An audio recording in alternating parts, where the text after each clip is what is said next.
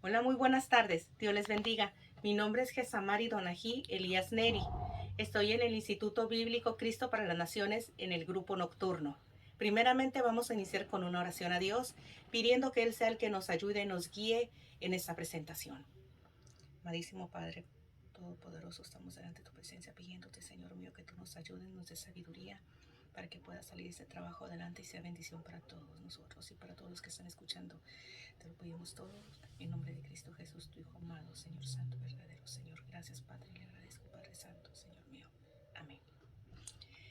Enseguida vamos a hacer la presentación. El primer tema es investigación panorámica del libro de Gálatas. Tenemos que el libro de Gálatas fue escrito por el apóstol Pablo. La audiencia fue dirigido a los Gálatas. Tenemos dos propósitos. Jesucristo fue presentado como crucificado y a través de la fe somos bendecidos. Se cree que la fecha aproximada en que fue escrito fue entre el año 55 y el año 57 después de Cristo. Y lugar se cree que fue entre el lugar de Éfeso y Corintio. Tenemos el segundo tema, que es el contexto textual. Tenemos como contexto previo el apóstol Pablo llevando a un joven predicador llamado Tito, siendo gentil, en Gálatas 2:5, donde Pablo les contesta que él no iba a ser circuncidado. Él es tan creyente como cualquiera del resto de todos vosotros. Tenemos el contexto posterior. La fe y la ley viven uno por uno, muere otro. Gálatas 3:12 con Gálatas 3:10. No se pueden combinar. O escoges uno o escoges otro. No puedes viajar en tren y en avión a la vez. Así también esto, la fe o la ley. Vives por la fe, mueres por la ley. Tenemos la armonía del texto con el capítulo entero, donde podemos observar un paralelismo con Gálatas 3, 5, 11, con el capítulo 3, el cual nos habla sobre ser salvos por la ley o por la fe. La armonía del texto con el libro entero. Se puede observar las similitudes que hay entre Gálatas 3:10 con el contenido general del libro, donde su tesis principal es el modo de ser salvos, que no es por medio de la ley, sino es por medio de la fe. Y la fe solamente en Cristo Jesús, quien puede salvarnos. Después tenemos la armonía con el texto, con otros textos de la Biblia. Abraham creyó a Dios en Gálatas 3:6, en relación con Génesis 15:6, teniendo relación con Romanos 4, donde Abraham es usado por el apóstol Pablo como un ejemplo que fue justificado por la ley para ejemplo de todos. Gracias por su atención y que Dios les bendiga. Buenas noches, mi nombre es Alicia Ramírez y yo te voy a hablar sobre el punto 7, contexto histórico del libro de Gálatas. En la epístola de Gálatas fue escrita por el apóstol Pablo. En uno de sus 3 viajes, nos habla la Biblia en el libro de Hechos cómo Pablo llega a la ciudad de Galacia. ¿Sí? Para hablarte acerca de la historia nos cuenta que Galacia es un lugar en donde fue conquistado por los romanos. Originalmente se conocía como celtas. La definición de celta es aquel que tiene un lenguaje, una cultura indoeuropea. ¿Sí? También nos habla la palabra de Dios acerca del libro de Gálatas, cómo es que Pablo hace una exhortación a este pueblo. Esto se encuentra en la actual Turquía. Gracias a la conquista que tuvo Roma a los galgos, nos muestra cómo fue introducida la cultura, también la cultura romana. Se escribió aproximadamente en los años 50 y en los años 56 después de Cristo. Gálatas nos muestra cómo a través de la historia el apóstol estaba preocupado por la enseñanza y la sana doctrina.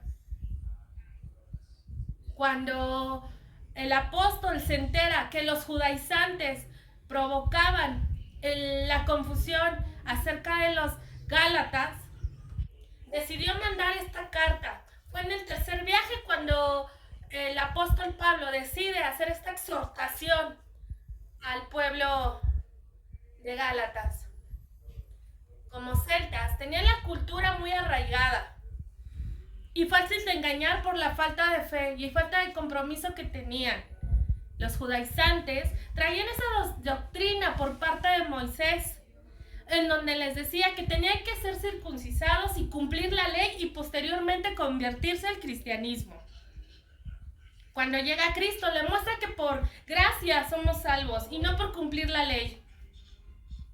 Hoy se considera que Gálatas vive en el presente y que somos muchos de nosotros, en donde podemos ser engañados. La historia nos refleja las consecuencias de cómo se puede vivir engañados, aún conociendo de la palabra del Señor y sometiéndonos a la ley. Sin embargo, lo que nos invita el apóstol Pablo es a creer y que efectivamente por gracia somos salvos. Año del año 68 es cuando los romanos conquistan a Galacia. Y fue por medio de ellos que conocieron la lengua indoeuropea. Hoy por hoy nos damos cuenta que esta carta nos funciona en el presente para evitar ese tipo de errores, que pueden también ser introducidas doctrinas que pueden engañarnos. Gracias, espero que este contexto histórico te dé una idea de cómo la palabra de Dios no se equivoca. Contexto cultural. Los gálatas son llamados de esta forma ya que se asentaron en la zona de Galicia en el siglo I a.C. Esta zona es la zona en donde en este momento se encuentra Francia, Holanda, Suiza e Italia. El origen de las tribus galas nos remontan a los pueblos celtas que se originaron en el 800 a.C., los cuales eran tribus bárbaras ubicados en la zona norte de Europa. Estas tribus eran especialistas en el uso de metales y al ser tribus bárbaras, una de sus principales fortalezas era la de la guerra. Por lo tanto, se llegaron a expandir a los Alpes y gran parte de Europa, por lo cual el mantener su cultura se les dificultó, ya que al llegar a otros lugares tomaban ciertas costumbres de los pueblos que conquistaban y por lo tanto la cultura era afectada. Los pueblos galos se agrupaban en senones que venían desde 200,000 a 600,000 personas que habitaban en estas agrupaciones. No eran pueblos grandes. Al momento de ser tan variado el número de senones, tenían dificultades entre ellos, lo cual les llevaba a tener tratados de paz para poder subsistir. Esto pasaba a segundo plano al tener contrincantes externos a los galos. Al momento de tener una guerra, ellos se agrupaban sin importar cuáles fueran las diferencias, con tal de poder preservar su soberanía.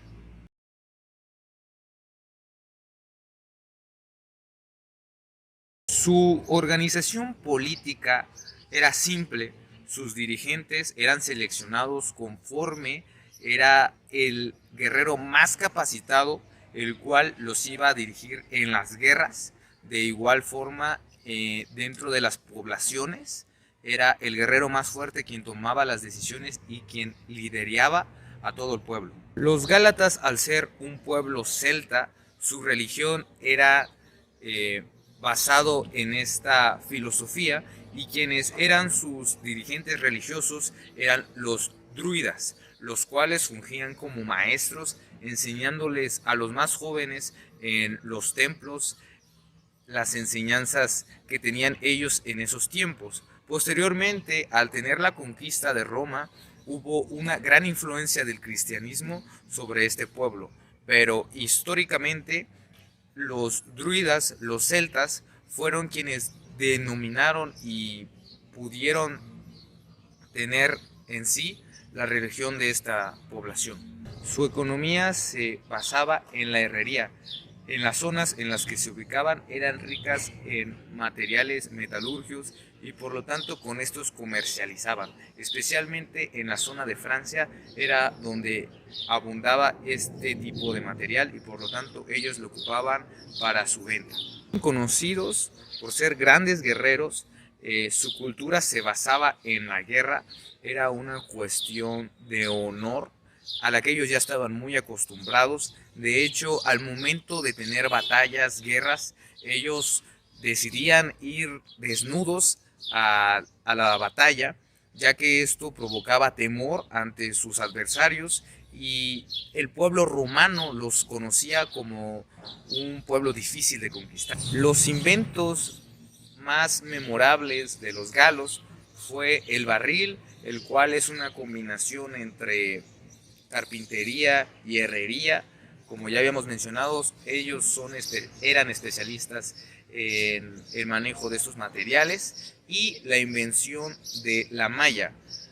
La malla fue ocupada principalmente para cubrir a los guerreros en las batallas y fue en la Edad Media donde tuvo su mayor uso. Contexto literario. Pablo, quien fue fundador de la iglesia de esta región de Galacia, veía algunos peligros que amenazaban a la iglesia en esta región. Él como ciudadano romano que hablaba el griego, que en ese momento era el idioma en que más se hablaba a nivel global, conocía muy bien la cultura y entendía aquella innata naturaleza humana de rechazar al otro humano. Por ejemplo, los romanos que consideraban menos a otras personas que no fueran romanas, los griegos que miraban por encima del hombro a los romanos, y bueno, el punto muy importante, aquellos judíos que abundaban en orgullo por su exaltada historia y su religión altamente desarrollada, cosa que hacía a los judíos personas muy orgullosas y que se sintieran superiores a otras personas por su cultura. Este último problema fue el que trató Pablo en Gálatas capítulo 3 del 5 al 11, ya que los cristianos de Galacia insistían mucho en practicar culturas de la tradición judía, cosa que de manera sutil o manera directa iban a hacer un daño muy grande. Ellos, por ejemplo, querían el tener que guardar la ley, el tener que hacer cosas de la ley para recibir el Espíritu, como el circuncidarse para ser justificados, agradar hacia Dios, alcanzar el perdón a través de la ley. Suponer que tener fe es bueno, pero si estaba circuncidado era mucho mejor. Cosas que sutilmente podían hacer un daño, ya que esto iba a desvirtuar completamente la fe en Cristo y a dividir la iglesia del Señor. El fenómeno social a nivel de la iglesia se manifestó en que entonces los cristianos circuncisos comenzaron a menospreciar a los que no eran circuncidados y los consideraban como ciudadanos de segunda clase. Estos versículos de Gálatas que hemos estudiado son como una protesta contra la tradición, ya que estas ideas y pensamientos erráticos eran totalmente peligrosos, ya que Jesucristo vino a cumplir la ley, a derribar los muros que dividían a las personas y a unirnos a Él. Por tanto, no hay distinción entre circuncisos e incircuncisos. A manera de conclusión, Pablo escribió a los Gálatas para contrarrestar a los falsos maestros judaizantes que estaban minando la doctrina fundamental del Nuevo Testamento de la justificación por la fe, ignorando el derecho explícito del Concilio de Jerusalén, esparciendo su enseñanza peligrosa de que los gentiles primero deben de convertirse en prosélitos judíos y someterse a toda la ley mosaica antes de que pudieran convertirse en cristianos. Sacudido por la apertura de los Gálatas a esa herejía destructora, Pablo escribió esta carta para defender la justificación por la fe y advertir a estas iglesias de las terribles consecuencias de abandonar la doctrina esencial. Gálatas es la única epístola que escribió Pablo que no describe ningún tipo de felicitaciones. Podemos ver claramente que Pablo utiliza ejemplos del Antiguo Testamento como Abraham y palabras del profeta Habacuc, que fueron literatura del Antiguo Testamento, para aclarar la justificación por la fe, el hecho de creer en Dios y no en nuestras obras, para así poder obtener la bendición y caminar una vida fiel y justa delante de Dios. Así que esta es mi aportación en cuanto al contexto literario. Dios les bendiga. Algunas figuras retóricas que podemos ver utilizadas por Pablo es, por ejemplo, obras de la ley, el oír con fe. Los que son de fe, estos son hijos de Abraham. En ti serán benditas todas las naciones de la tierra. Los que dependen de las obras de la ley están bajo maldición. El que por la ley ninguno se justifica para con Dios, y el justo por la fe vivirá.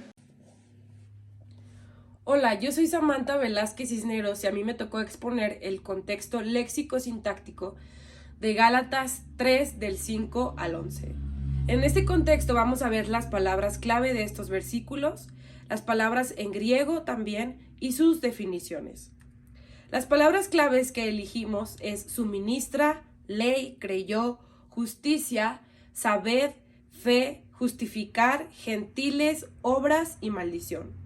Vamos a empezar con la primera palabra clave, que es suministra.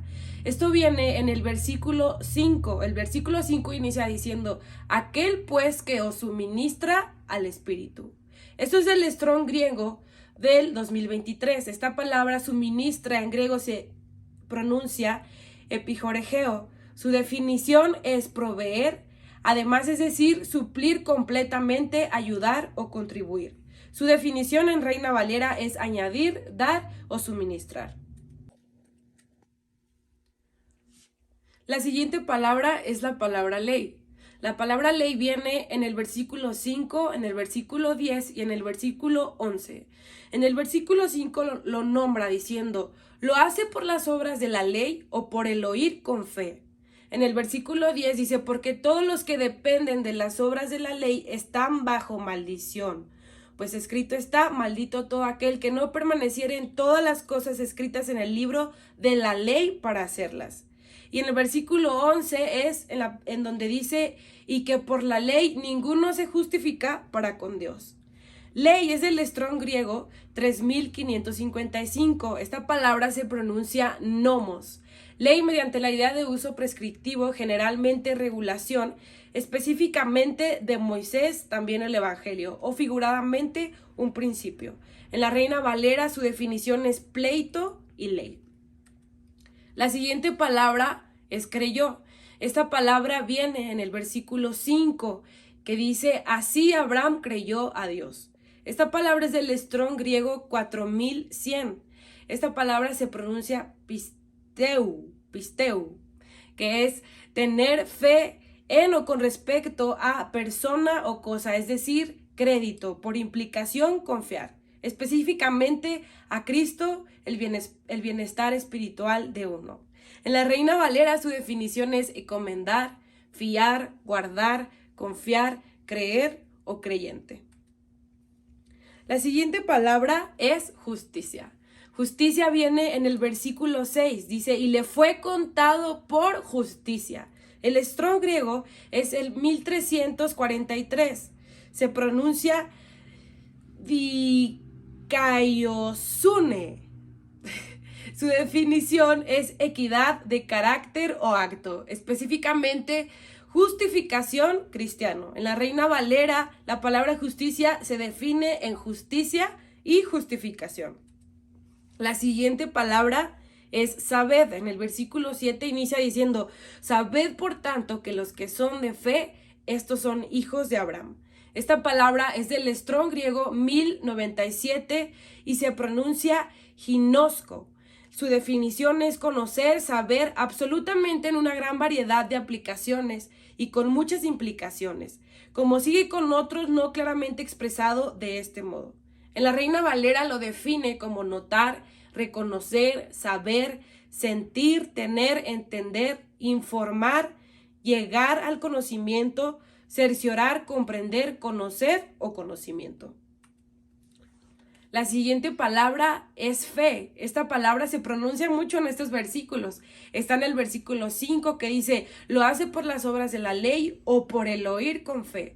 También está en el versículo 7 que dice, sabed tanto los que son de fe. También está en el versículo 8 que dice, y la escritura previniendo que Dios había de justificar por la fe a los gentiles.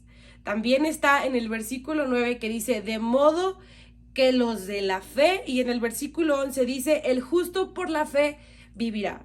Esta palabra fe es del Strong griego 4102.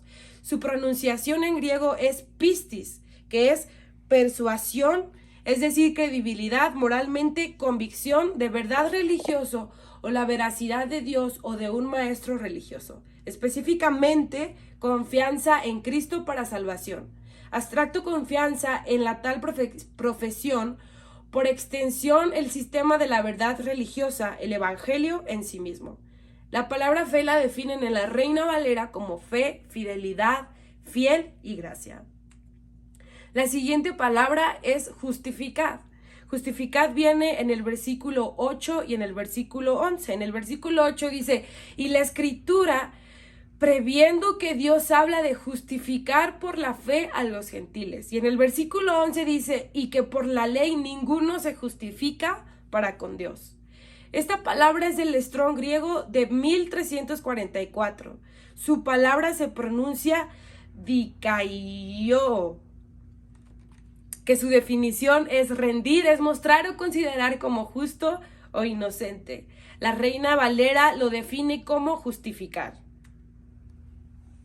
La siguiente palabra es gentiles. Gentiles viene en el versículo 8 y lo menciona. Y la escritura, previendo que Dios había de justificar por la fe a los gentiles. Esta palabra es del Strong griego 1484 y su pronunciación es ethnos. Su definición es raza como del mismo hábito, es decir, tribu, específicamente algún foráneo no judío, usualmente por implicación pagano. En la Reina Valera lo define como gente, gentil, linaje, nación y pueblo. La siguiente palabra es obras. Esta palabra viene en el versículo 5 y en el versículo 10 que dice, lo hace por las obras de la ley o por el oír con fe. En el versículo 10 lo dice, porque todos los que dependen de las obras de la ley están bajo maldición.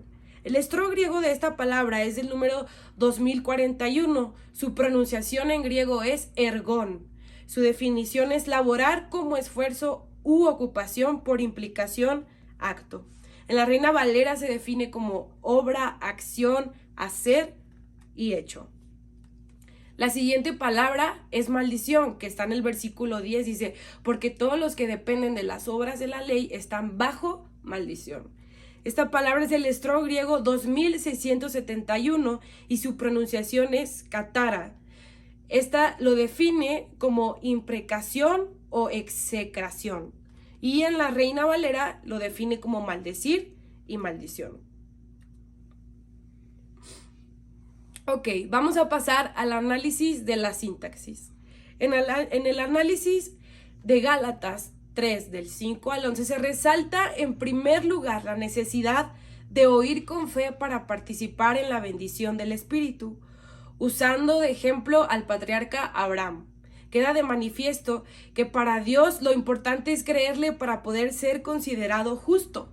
Demuestra que las Escrituras, el Antiguo Testamento, ya tenía contemplado el papel temporal de la ley, puesto que Dios deseaba abrir la puerta de la justificación a los gentiles, lo cual ha hecho mediante la fe en Jesús. Hola, buenas noches. Mi nombre es Gerardo Vicente Mesa Moreno. Me toca el punto número 11, el contexto teológico. Punto número 1, relación entre Dios y las personas. La intención de Dios con la ley es traer su pueblo a Cristo. Los judíos consideraban a Abraham como su padre y la fuente de todas las bendiciones espirituales que recibían.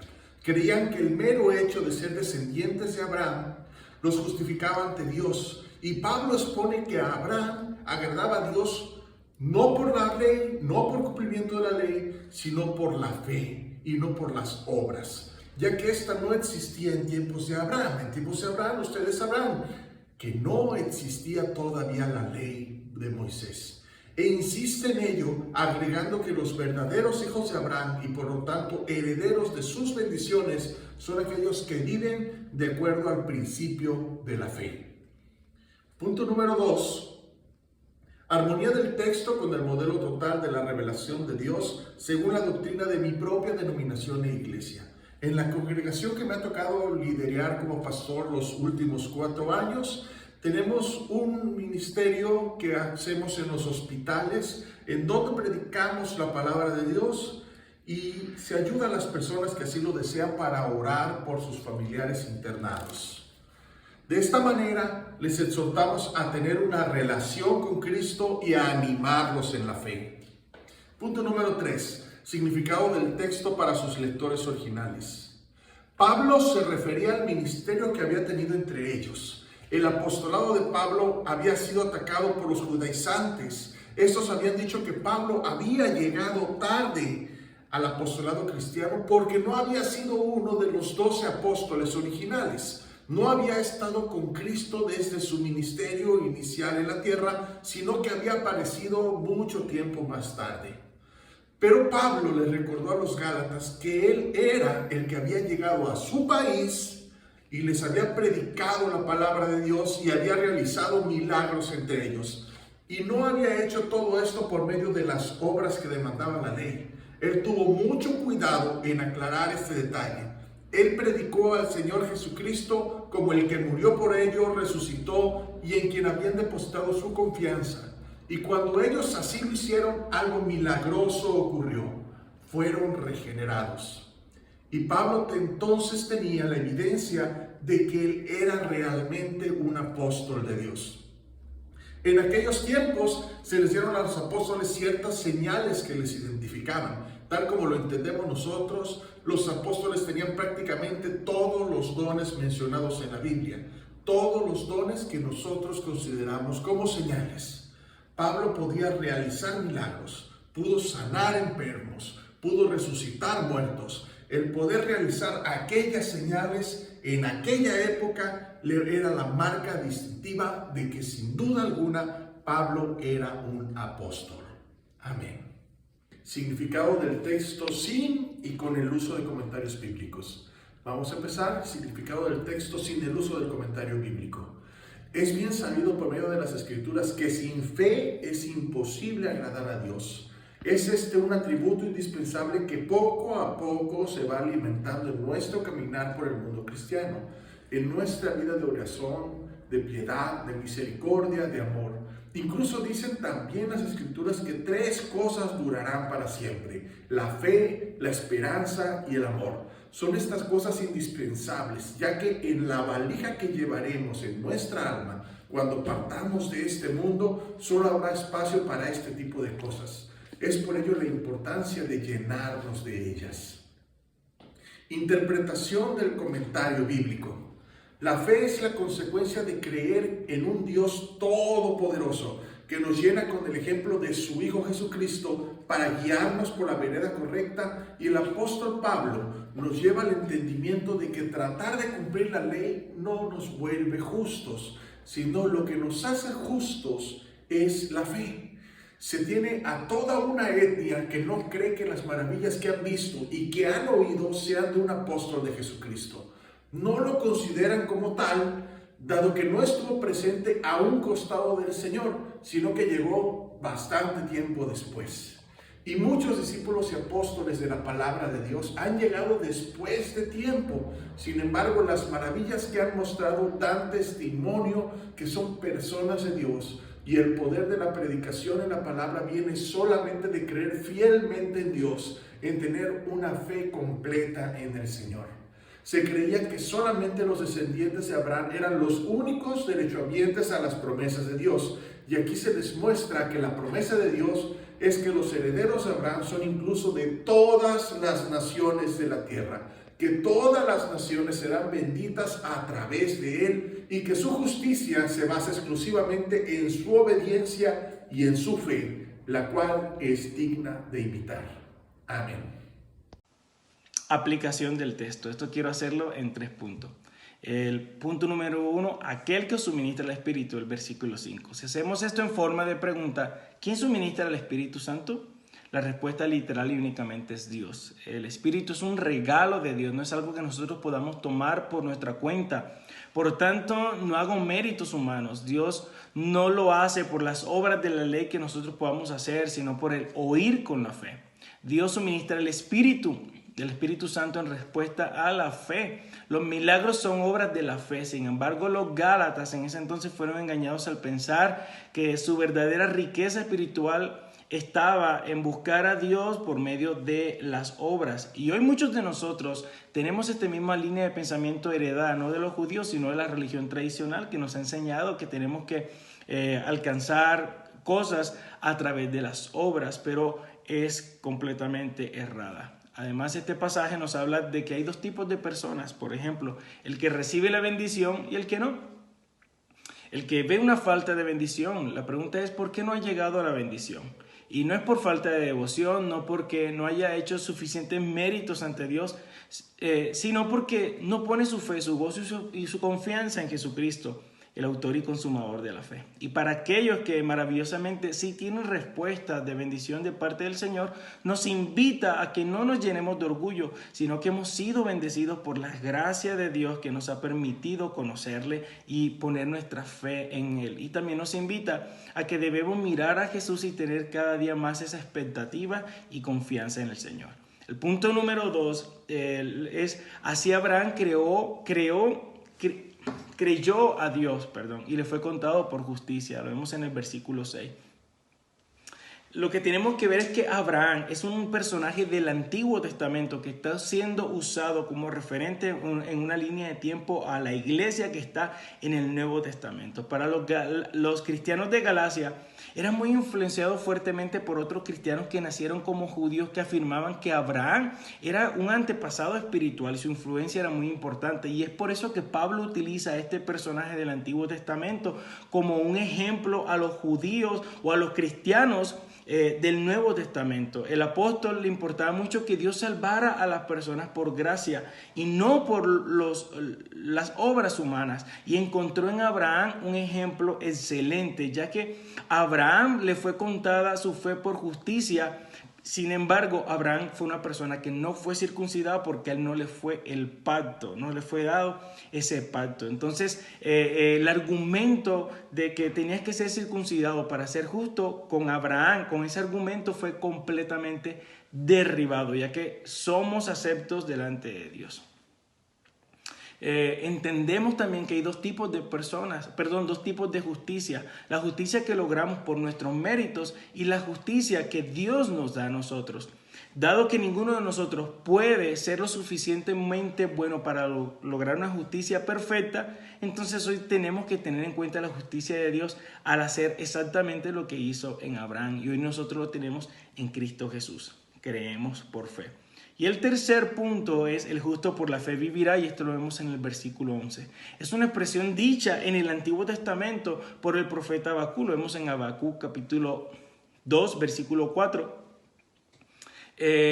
Nos dejen claro este texto que la fe no se trata solo de obtener cosas de Dios y de milagros que tengo en nuestra vida. Esta expresión nos pone en la línea de que si no tengo fe no puedo vivir. Entonces mi vida no está basada en lo que tengo, mi vida está basada en mi fe en el Señor. El justo por la fe vivirá nos reta a no confiar en nuestro trabajo, religión, influencia, poder social, dinero y demás cosas de este mundo, sino a confiar plenamente en Dios. Si alguien confía en otras cosas y vive por otros motivos y cree otras cosas, simplemente no es justo. También nos enseña que es Dios quien sostiene a los que en Él creen. Dios les bendice. Hola, soy Abigail Mundo y les voy a presentar el bosquejo del sermón del equipo 8 en hermenéutica aplicada. Como primer punto pusimos una oración para que el Espíritu Santo abra nuestros oídos, nuestro corazón, para entender y captar la enseñanza que Él tiene para nosotros. Las consideraciones en cuanto a los oyentes son los maestros, el staff y compañeros cristianos de Cristo para las Naciones Monterrey. Las necesidades que vemos es que hay estrés, ansiedad, fatiga y falta de fe en este cierre de cuatrimestre. El propósito del sermón es motivar y exhortar a los hermanos. Nuestro texto bíblico está en el libro de Gálatas, capítulo 3, versículos 5 al 11, El tema de este sermón es la justificación y el título es La fe que justifica. Como introducción, vemos que Pablo al inicio del libro escribe a los Gálatas porque estaban luchando con la cuestión de si la justificación venía por la ley o por la fe en Cristo. Vamos a tomar 3 enseñanzas importantes que resaltan en estos versículos sobre la justificación. Este es el cuerpo del sermón. En punto número 1 tenemos que la fe justifica, y como desarrollo vemos en los versículos 5 y 6 que la justificación viene solo por la fe en Jesús y no por la ley. La ilustración que utilicé es que la justificación por medio de la fe en Jesús se puede comparar a cuando recibimos un regalo que lo recibimos sin merecerlo. Así es también como no podemos ganar o merecer nuestra salvación, sino que solo podemos recibirla por fe en Jesús y en lo que Él ha hecho por nosotros en la cruz. La aplicación es que debemos poner nuestra fe en Jesús, no depender de nuestras obras para recibir bendición, ser humildes, reconocer que no hemos ganado nosotros la bendición, sino que al poner nuestra mirada en Jesús y nuestras expectativas, Él nos da de su gracia y de su bendición. Como punto número 2, vemos a Abraham como ejemplo de fe. Esto se desarrolla en los versículos 7 al 9. Y vemos que Abraham creyó en Dios y eso le fue contado como justicia. Solo por el hecho de haber creído, no resalta que hizo alguna obra en especial. Abraham no solo creyó en Dios, sino que le creyó a Dios. Quiere decir que puso su confianza en Él. La ilustración que tenemos es que la fe en Jesús es como saltar de un avión con un paracaídas. El paracaídas representa nuestra fe en Jesús porque nos sostiene y nos protege durante la caída. De igual manera es nuestra fe en Él la que nos sostiene y nos protege en momentos de dificultad y desafíos en la vida. La aplicación es una pregunta que les hago, si crees en Dios solamente o si también le crees a Dios.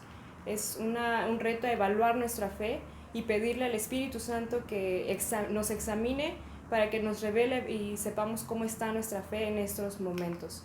Como último punto es la maldición de la ley, que lo vemos en los versículos 10 y 11. Y vemos a aquellos que confían en la ley para ser justificados, pero también vemos que ese grupo de personas están bajo maldición porque es imposible guardar perfectamente la ley. La ilustración que tengo aquí es que la justificación en Dios se puede comparar con el tipo de carreras que no hay un premio al finalizar, al llegar a la meta, sino que todos reciben el mismo premio al final, independientemente de cuánto trabajaron, de cuánto entrenaron, todos reciben lo mismo. En la salvación, todos aquellos que ponen su fe en Jesús reciben el mismo regalo que es la vida eterna. Solo podemos recibir esta salvación poniendo nuestra fe en Él y por lo que Él ha hecho por nosotros en la cruz. La aplicación es que debemos enfocar nuestra mirada en Jesús y descansar en Él. No permitir que las obras, que la ley, nublen nuestra vista y creamos que a través de estas alcanzamos la salvación. Como punto número 8, en la conclusión, vemos que la justificación solo viene por la fe en Jesús, no por las obras, y la ley nos muestra nuestra necesidad de un Salvador, y es la fe la que nos lleva a Cristo, que es nuestro Salvador. Somos llamados a vivir por fe, no por obras, así que si eres encontrado justo delante de Dios, lo has hecho mediante una vida de fe. Pero si tu vida se trata de vivir bajo la ley, bajo las obras, entonces no nos hemos encontrado aprobados frente a Dios.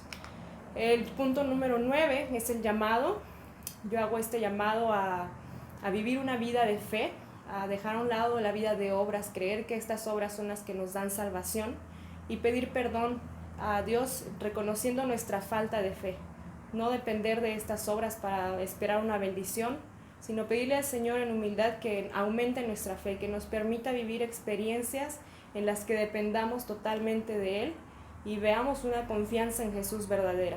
El versículo 11, el último de este sermón, dice: el justo por la fe vivirá. Así que yo les invito a que lo hagamos, que vivamos por fe y no por obras. Como oración final, puse una oración de consagración a Dios en la que le pedimos al Señor que nos ayude a vivir una vida que a Él le agrada, que aumente nuestra fe para vivir aprobados y encontrarnos aprobados delante de Él. Este es el sermón, espero que sea de bendición. y fue una forma breve, resumida del trabajo que hemos hecho como equipo.